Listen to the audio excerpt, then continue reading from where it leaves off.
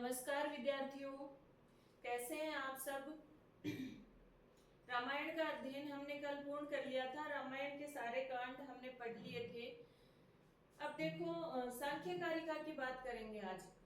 सांख्य कारिका में वैसे तो जैसे 72 कारिकाएं हैं, उनमें से कुछ कारिकाओं का अध्ययन मैंने आपको कारिका वाइज करवाया है और कुछ बाकी है तो उनको भी आगे करवा दूंगी। लेकिन आज सांख्य कारिका में से मतलब कुछ महत्वपूर्ण तथ्यों की बात हम करेंगे। जैसे कुछ विद्यार्थी, जैसे परीक्षा नजदीक है, चाहे किसी भी परीक्षा में आप सम्मिलित हो रहे हो जिसमें सांख्य कारिका का सामान्य अध्ययन और विशेष अध्ययन लगाया हुआ है, उसके लिए है ये चीज कि मैंने जो नोट्स बनाए थे, अपने लिए बनाए थे, वो सांख्य कारिका की प्रत्येक लाइन में से जो भी कोई प्रश्न बनता है उसके बारे में तथ्यों का संकलन किया। तो मैंने सोचा एक बार वो सब आपके सामने प्रस्तुत कर दूं, ताकि जो विद्यार्थी कोई शॉर्ट में अगर पढ़ना चाहें और मान लो परीक्षा नजदीक है तो एक बार दोहरान के लिए पढ़ना चाहें तो ये चीज उनके लिए लाभदायक रहेगी। और सांख्य कारिका से बनने वाला कोई भी प्रश्न यहाँ से मैंने इसमें सम्मिलित किया है, यहाँ से बाहर नहीं जाएगा, क्योंकि कोई तथ्य नहीं छोड़ा मैंने इसमें नोट्स बनाते समय। मतलब प्रत्येक कारिका को पढ़ करके और फिर उसमें जो भी प्रश्न बन सकते हैं उसको तथ्य के रूप में लिया है, तो कोई भी प्रश्न बाहर जाने का तो चांस ही नहीं है। अगर आप इनको, अगर सांख्य कारिका की पुस्तक आपने एक बार पढ़ी है, समझी है, उसके बाद अगर आप इन तथ्यों को पढ़ते हैं तो आवश्यक जो सामग्री है वो आपको यहाँ से प्राप्त हो जाएगी। ठीक है, तो सबसे पहले तो जैसे सांख्य दर्शन है उसका सामान्य परिचय वैसे तो हम पढ़ चुके हैं। सांख्य कारिका की जो पहली कक्षा है उसमें जाकर आप देख सकते हैं। वापस के लिए रिवाइज कर लेते हैं। जैसे सांख्य दर्शन है, किस प्रकार का दर्शन है? निरीश्वरवादी दर्शन है। इसमें ईश्वर को नहीं माना गया, प्रकृति और पुरुष को माना गया है और प्रकृति से उत्पन्न होने वाले 23 तत्वों की चर्चा की गई है, तो निरीश्वरवादी दर्शन है। सांख्य दर्शन के प्रणेता हैं जो महर्षि कपिल हैं, जिनको जो कर्दम और देव बुद्धि की संतान है। इन्हें विष्णु का अवतार माना गया है। इसके अलावा जो सांख्य दर्शन का प्रतिनिधि ग्रंथ है वो है सांख्य सूत्र। सांख्य सूत्र में 25 तत्व माने गए हैं, 3 प्रमाण माने गए हैं जो हम सांख्य कारिका में भी पढ़ेंगे। इसके अलावा जो इसका सिद्धांत है वो सत्कार्यवाद है, कि कार्य सत्य है, कार्य विद्यमान है, कारण में कार्य विद्यमान होता है, ऐसा माना गया है। सांख्य दर्शन से संबंधित 26 आचार्य हैं, जिसमें से कुछ के नाम क्रम से आपको याद होने चाहिए। जैसे महर्षि कपिल हैं सबसे पहले, कपिल के शिष्य आसुरी हैं, आसुरी के शिष्य पंचसिक हैं, पंचसिक के शिष्य विंध्यवास हैं, और फिर वार्षगण्य और जगिसव्य, ये 4-5 आचार्य हैं। ये सांख्य दर्शन के बारे में सामान्य जानकारी। अगर सांख्य दर्शन आपके किसी परीक्षा में लगा रखा है, सांख्य दर्शन का सामान्य परिचय, तो आपको इसको और भी ज्यादा गहराई से पढ़ना होगा। अब हम बात करें सांख्य कारिका की, तो सांख्य कारिका के रचयिता कौन है? ईश्वर कृष्ण। ये सारी बातें हम पहले कर चुके हैं। ईश्वर कृष्ण रचयिता हैं। सांख्य कारिका में 72 कारिकाएं हैं, 72 कारिकाएं हैं, और सभी कारिकाओं में जो छंद है वो क्या है? आर्या छंद है। तो सांख्य कारिका किस छंद में निबद्ध है? आर्या छंद में निबद्ध है। और सांख्य कारिका के अपर नाम, सांख्य कारिका को स्वर्ण सप्तति, हिरण्य सप्तति, कनक सप्तति कहा जाता है। सप्तति क्यों? 70 कारिकाएं थे पहले, 2 कारिकाओं में परिचय है। और जो चीनी अनुवाद हुआ था सांख्य कारिका का चीनी भाषा में, एक चीनी यात्री आए थे, उन्होंने तो मतलब स्वर्ण सप्तति के नाम से ये किया था। ठीक है, तो जो सांख्य कारिका है उसको स्वर्ण सप्तति भी कहते हैं, कनक सप्तति भी कहते हैं, हिरण्य सप्तति भी कहते हैं, और आर्या छंद है ही। फिर सांख्य कारिका की कुछ टीकाएं हैं जो भी आपको याद रखनी है। जैसे माठर ने माठरवर्ती लिखी है, गौड़पाद ने गौड़पाद भाष्य लिखा है, और जो शंकराचार्य उन्होंने जयमंगला टीका लिखी है, और वाचस्पति मिश्र ने सांख्य तत्व कौमुदी लिखा है। ये सांख्य कारिका की कुछ टीकाएं हैं। अब सांख्य कारिका की जो 72 कारिकाएं हैं उनमें जिस तरह से मैंने नोट्स बनाए हैं उसके आधार पर आपको तथ्यों की जानकारी देती हूँ।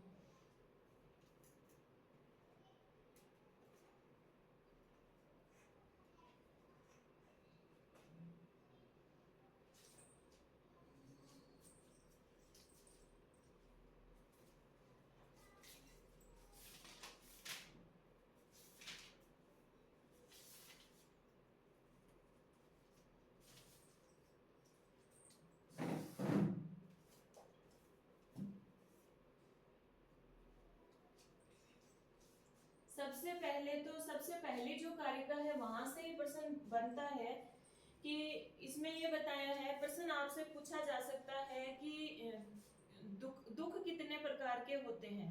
दुखम कतिविधम, दुख कितने प्रकार के हैं, तो त्रिविधम दुखम। कितने दुखों की बात की गई है, इस संसार में व्यक्ति के कितने प्रकार के दुख हो सकते हैं, त्रिविधम दुखम। ये 3 प्रकार के दुख कौन कौन से हैं, इसमें पहला जो है वो आध्यात्मिक दुख है, दूसरा आधिभौतिक दुख है, और तीसरा आधिदैविक दुख है। दुखों के कितने प्रकार बताए हैं, आध्यात्मिक, आधिभौतिक और आधिदैविक। वो किसी भी मतलब दुख का नाम देकर पूछ सकता है ये किस प्रकार का दुख है। तो जो आध्यात्मिक दुख है वो अपने स्वयं से संबंधित होते हैं। व्यक्ति के स्वयं से संबंधित जो दुख होते हैं वो आध्यात्मिक होते हैं। जैसे शारीरिक और मानसिक, शारीरिक दुख और मानसिक दुख दोनों ही आध्यात्मिक के अंतर्गत आएंगे। शारीरिक दुख में वात पित्त कफ से उत्पन्न जो दुख है, वात पित्त कफ से उत्पन्न जो भी पीड़ा है, शारीरिक कष्ट है, वो आध्यात्मिक में, शारीरिक आध्यात्मिक में आएगा। जैसे ज्वर पीड़ा या सिर वेदना जो भी कुछ है वो सारे। और मानसिक दुख कौन से होते हैं, जो व्यक्ति को ईर्ष्या, मोह, माया, मद इन सब के कारण होते हैं। ईर्ष्या द्वेष के कारण या मोह के कारण, जैसे किसी प्रिय व्यक्ति का हमें छोड़कर चले जाना, मृत्यु को प्राप्त हो जाना, उससे जो दुख होगा वो किस प्रकार का दुख होगा, मानसिक होगा, जो आध्यात्मिक में आएगा। तो आध्यात्मिक में शारीरिक और मानसिक 2 प्रकार के दुख आते हैं जो मनुष्य के स्वयं से संबंधित दुख होते हैं। दूसरे दुख हैं आधिभौतिक दुख। आधिभौतिक दुख होते हैं जो किसी भी प्राणी द्वारा मनुष्य को दिए जाएं। जैसे 4 प्रकार के प्राणी होते हैं ना इस सृष्टि में, जरायुज, अंडज, स्वेदज और उद्भिज। तो उनसे अगर किसी भी प्रकार का दुख हो तो वो आधिभौतिक में आएगा। जैसे मान लो किसी वृक्ष की टहनी सिर में लग गई, या किसी दूसरे व्यक्ति ने थप्पड़ मार दिया आपको, या किसी जू ने, मच्छर ने काट लिया, या किसी पक्षी ने चोंच मार दी, तो वो सारे दुख किस प्रकार के हैं, आधिभौतिक। और आधिभौतिक दुख हैं जो प्रकृति से, जैसे यक्ष, पिशाच, राक्षस या देवता आदि के द्वारा जो प्राप्त दुख है वो किस प्रकार का होगा, आधिभौतिक। जैसे बाढ़ का आना, अकाल, ओलावृष्टि, ये सारे किस प्रकार के दुख होंगे, आधिदैविक दुख। तो दुखम कतिविधम त्रिविधम, पहला प्रश्न यही बनता है। और कौन कौन से, आध्यात्मिक, आधिभौतिक और आधिदैविक, ये 3 प्रकार के दुखों के प्रकार हैं। ठीक है। फिर वो आगे ये कहते हैं कि दुख त्रये, दुख कितने हैं, त्रये, दुख त्रये अभिघात तद अपघात के हेतु जिज्ञासा। 3 प्रकार के दुखों से मनुष्य को पीड़ा होती है। 3 प्रकार के दुखों से चोट पहुंचती है, दुख पहुंचता है और पीड़ित होता है मनुष्य।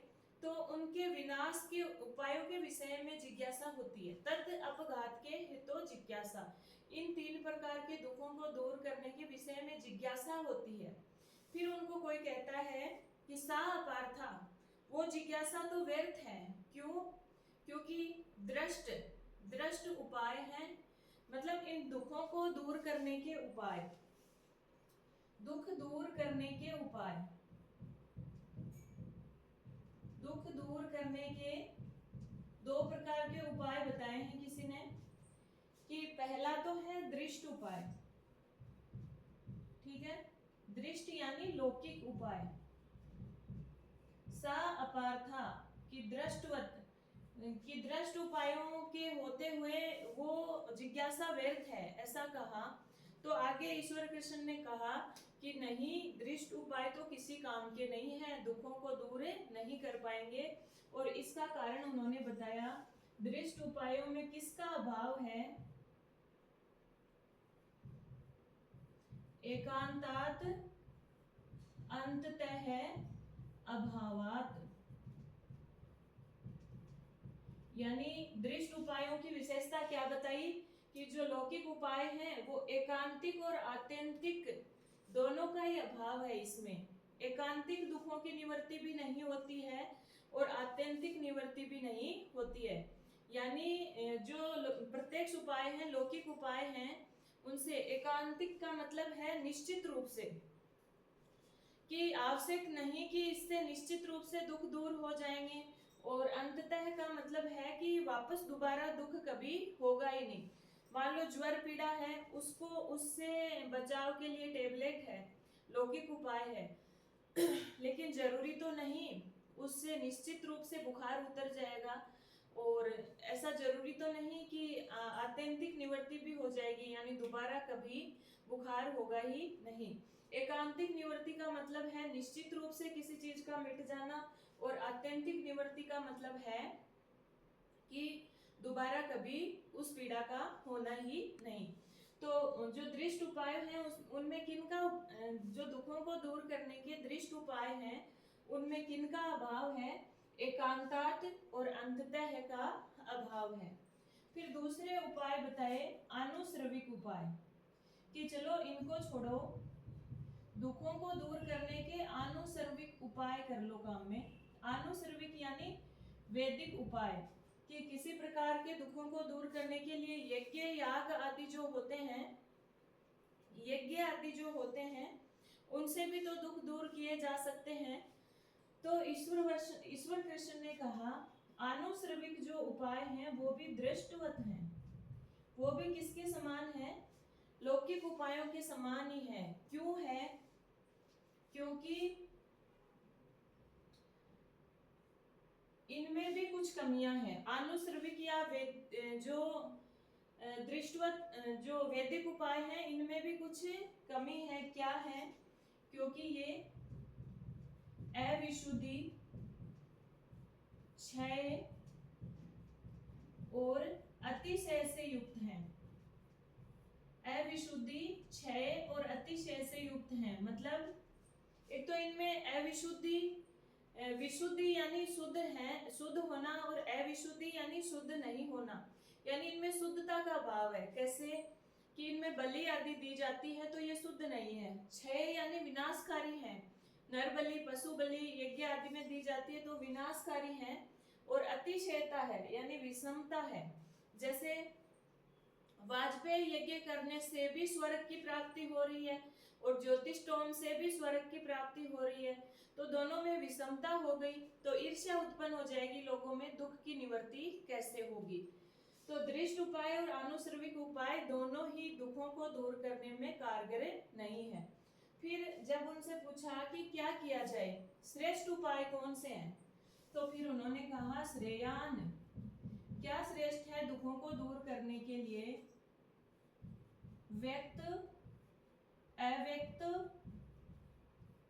ज्ञेय विज्ञानात्, कि व्यक्त अव्यक्त और ज्ञेय की जानकारी करने से दुख दूर होंगे।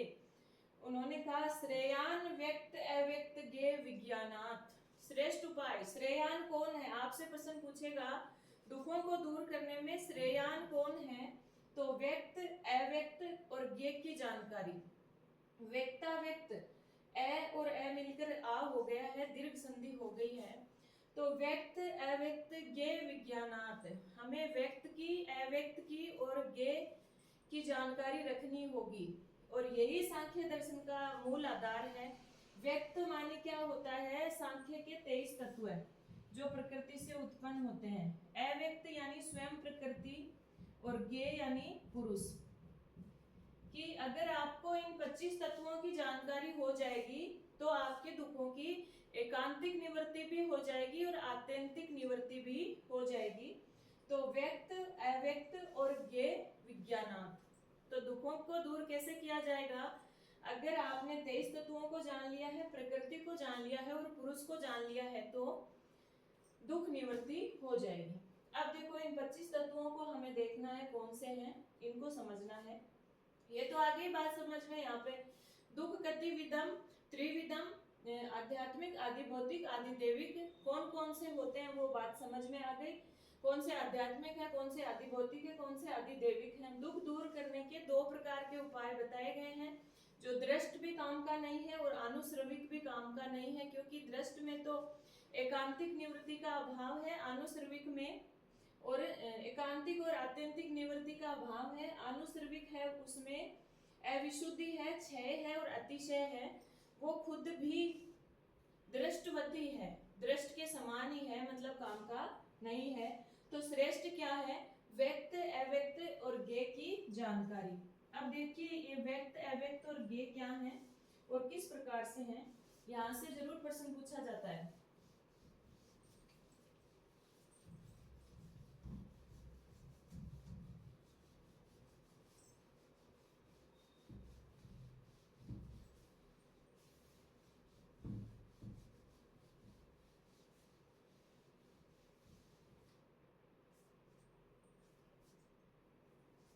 देखिए ये सांख्य दर्शन के 25 तत्व हम पढ़ रहे हैं।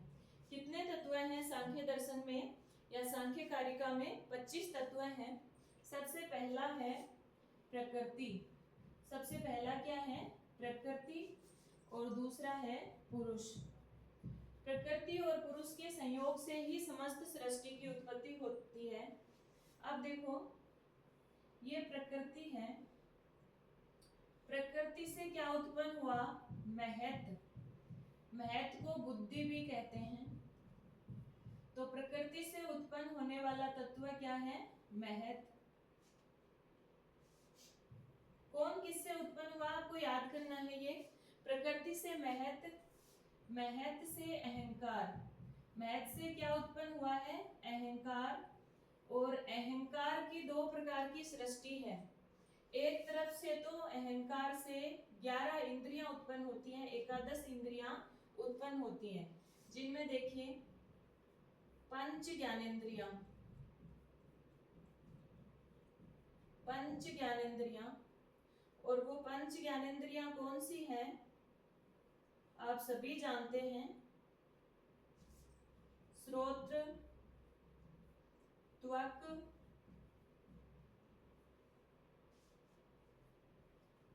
चक्षु,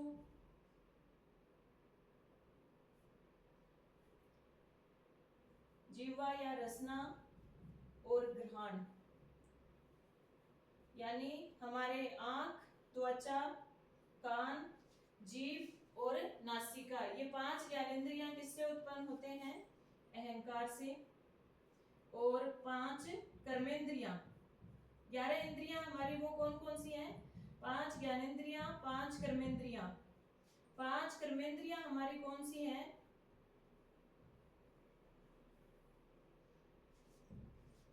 वाक, पाणी, पाद, वायु और उपस्थ। ये 5 हमारी कर्मेंद्रियां हैं। वाक यानी हमारी वाणी, पाणी यानी हमारे हाथ, पाद यानी पैर, पायु यानी गुदा और उपस्थ यानी जननेंद्रिय। ये 5 कर्मेंद्रियां हैं। और एक जो उभय इंद्रिय है वो क्या है? हमारा मन। ये अहंकार से एक तरफ उत्पन्न होने वाली सृष्टि है।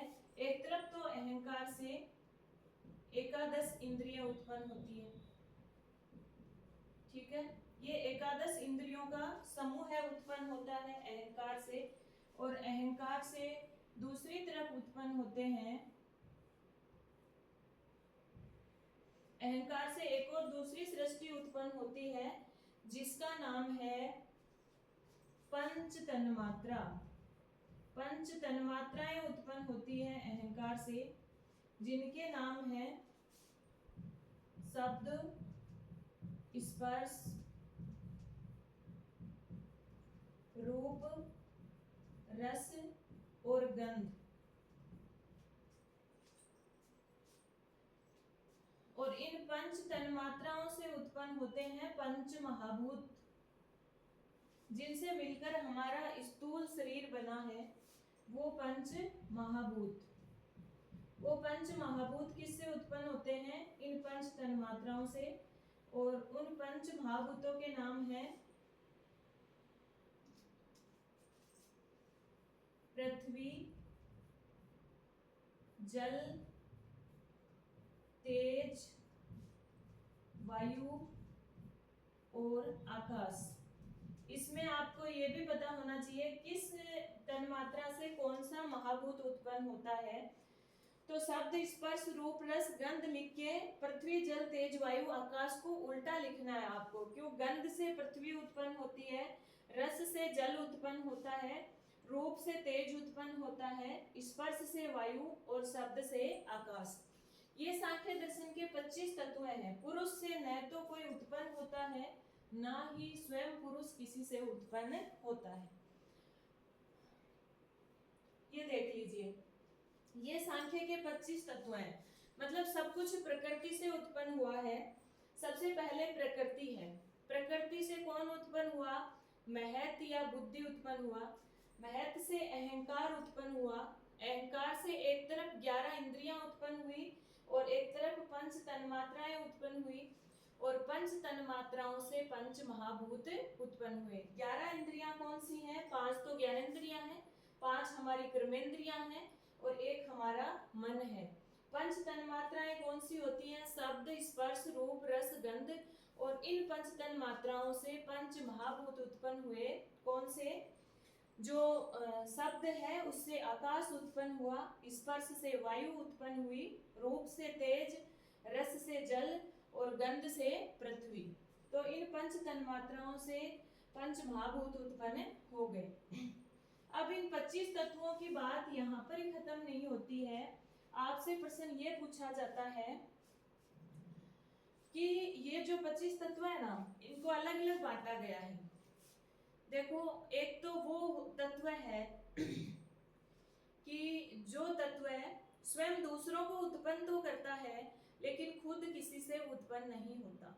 वो तत्व है जो, ध्यान से सुनना, वो तत्व है जो स्वयं किसी से उत्पन्न नहीं हुआ है, अपने आप उत्पन्न हुआ है, जिसका उत्पत्ति स्थल कोई नहीं है, लेकिन वो दूसरों को उत्पन्न करता है। ऐसे तत्व को कहेंगे अविकृति। अविकृति का मतलब यानी वो किसी की विकृति नहीं है, वो किसी की विकृति नहीं है, उसकी विकृति तो है लेकिन वो किसी की विकृति नहीं है। तो अविकृति, देखो इसमें ऐसा कौन सा तत्व है जो खुद किसी से उत्पन्न नहीं हुआ लेकिन दूसरे उससे उत्पन्न हुए हैं? तो प्रकृति हो गया। तो मूल प्रकृति को क्या कहेंगे? अविकृति। ऐसा ही उसमें लिखा है कारिका में, मूल प्रकृति अविकृति। ठीक है, तो मूल प्रकृति की क्या विशेषता है? वो अविकृति है। इसके बाद ऐसे तत्व है जो कि खुद तो दूसरों से उत्पन्न हुए हैं और फिर उनसे भी कुछ और उत्पन्न हो रहे हैं। यानी खुद भी किसी से उत्पन्न हुए हैं और वो दूसरों को जन्म भी दे रहे हैं। उनको कहेंगे प्रकृति विकृति। यानी वो किसी की प्रकृति भी है और किसी की विकृति भी है। यानी किसी से उत्पन्न हुए हैं, यानी अहंकार है, महत है, महत प्रकृति से उत्पन्न हुआ है तो प्रकृति की विकृति है, ये प्रकृति का विकार है। और इससे अहंकार उत्पन्न हो रहा है तो अहंकार की प्रकृति हो गया महत।